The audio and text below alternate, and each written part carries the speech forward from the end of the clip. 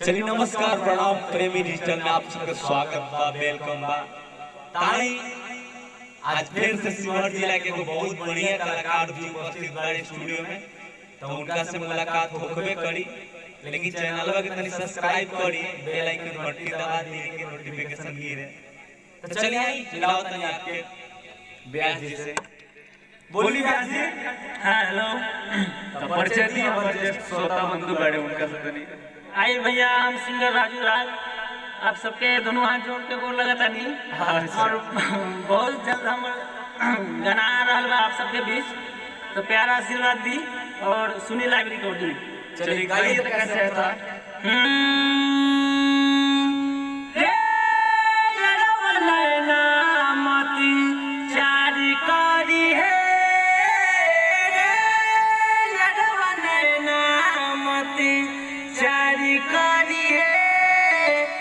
लड़की से न प्यार करी है, केहू छौरी से न प्यार करी है। चलिए लेते हैं रिकॉर्ड। ओके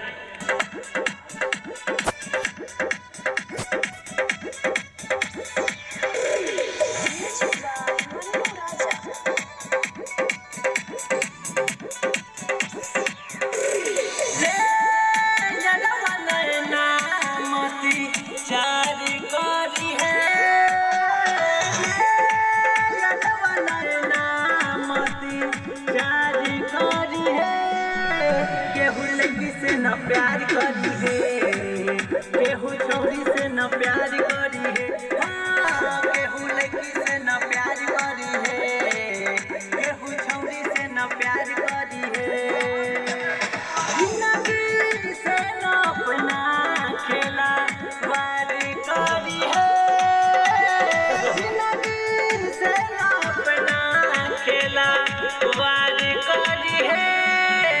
केहू लड़की से न प्यार करी है, केहू छौरी से न प्यार करी है। हाँ, केहू लड़की से न प्यार करी है, केहू छौरी से न प्यार करी है।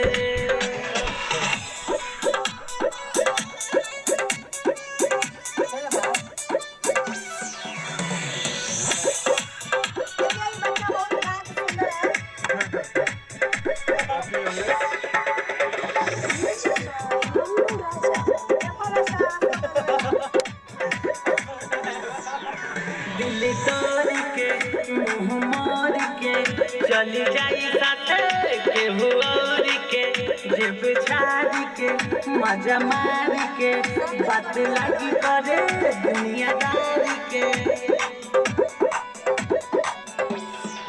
हम मोड़ के दिल तोड़ के चली जाई साथे केहू और के, जेब झाड़ के मजा मार के बात लगी करे दुनियादार के। हो ताली बतिया कभी चार करी है, ताली बतिया कभी चार करी है।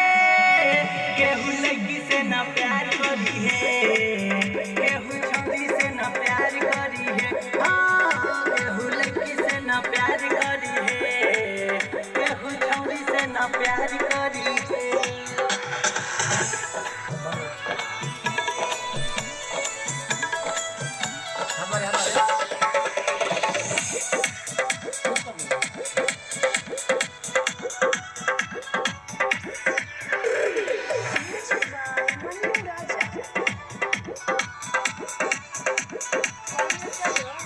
बात मीठा मीठा उतकारी हो, बाबू सोना कही घड़ी घड़ी हो। देखे दुख तो है तू तो हंसी हो, जब मिले खातिर तू तो रासी हो। बात मीठा मीठा उतकारी हो, बाबू सोना कही घड़ी घड़ी हो। देखे दुख तो है तू तो हंसी हो, जब मिले खातिर तू तो रासी हो। राजू राज कुछो कारो बार करी है, राजू राज कुछो कारो बार करी है। केहू लड़की से न प्यार करी है, केहू छौरी से न प्यार करी है, हो केहू लइकी